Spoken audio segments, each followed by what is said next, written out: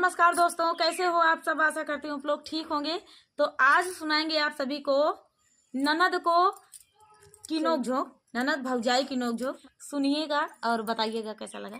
तो देर न करते हुए चलिए सुनाते हैं। एक राजा नदी पे लैली ले लो नबिया जयबा के भारी है। राजा नदी पे लैली ले लो नबिया जयबा के भारी है। राजा नदी पे लैली ले लो नबिया जयबा के भारी है। ससुरु हमारे गए पूर्व बनी जिया, ससुरु हमारे गए पूर्व बनी जिया। राजा सासू लड़ाई लुगरी खोस बिया जयबा के भारी है। राजा सासू लड़ाई लुगरी खोस बिया जयबा के भारी है। राजा नदी पे लैली ले लो नबिया जयबा के भारी है। राजा नदी पे लैली ले लो नबिया जयबा के भारी है। अरे जेठा हमारे गए लखनऊ न करिया, जेठा हमारे गए लखनऊ न करिया। राजा जेठनी ला बारली चूल्हा बिया जयबा के भारी है। राजा जेठनी ता बारली चूल्हा बिया जयबा के भारी है। राजा नदी पे लैली ले लो नबिया जयबा के भारी है।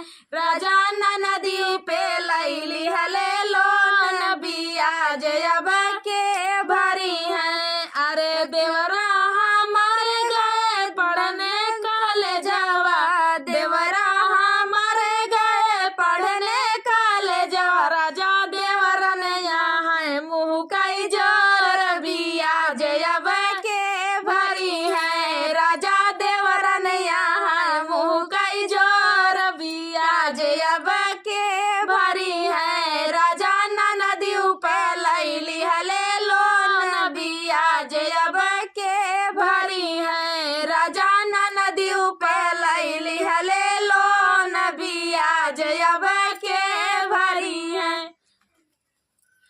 समर रंग मोर पियानी कौना लगाई, समर रंग मोर पियानी कौना लगाई, समर रंग मोर पियानी कौना लगाई, समर रंग मोर पियानी कौना लगाई। अरे पाँच पसेरी का सीधा पवाए, ओ पाँच पसेरी का सीधा पवाए। ऊंचा भगी गए मोर पिया टू कौना छोड़े, ऊंचा भगी गए मोर पिया टू कौना छोड़े। समर रंग मोर पियानी कौना लगाई, समर रंग मोर पियानी कौना लगाई, समर रंग मोर पियानी कौना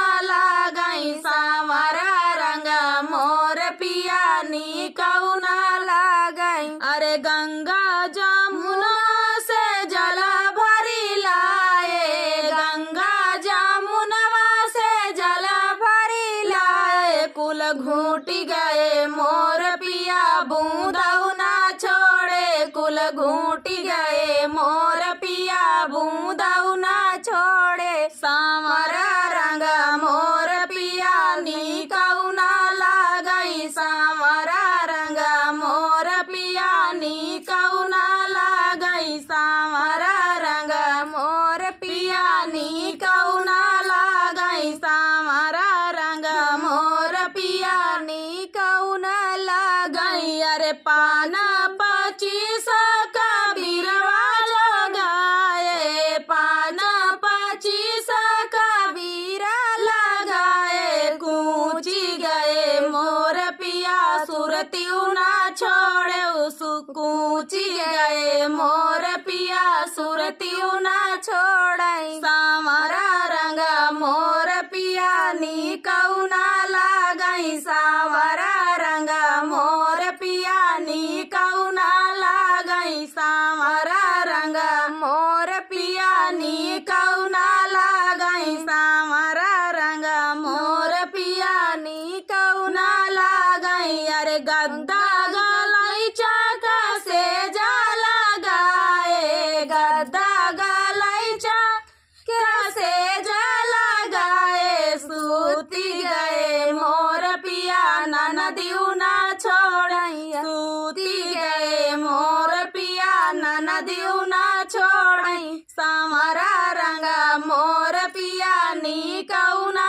लागई सावरा रंग मोर पिया नी कौना लागई सावरा रंग मोर पिया नी कौना लागई सावरा रंग मोर पिया नी कौना लागई पूछई मोरे हाथे कई कंगनवा घरे कहिया आयु ब्यासा जनवा पूछई मोरे हाथे कई कंगनवा घरे कहिया आयु ब्यासा जनवा रही रही रोवई मोरा मनवा घरे कहिया आयु ब्यासा जनवा रही रही रोवई मोरा मनवा घरे कहिया आयु ब्यासा जनवा रुपया ना चाही गहनवा ना चाही रुपया ना चाही गहनवा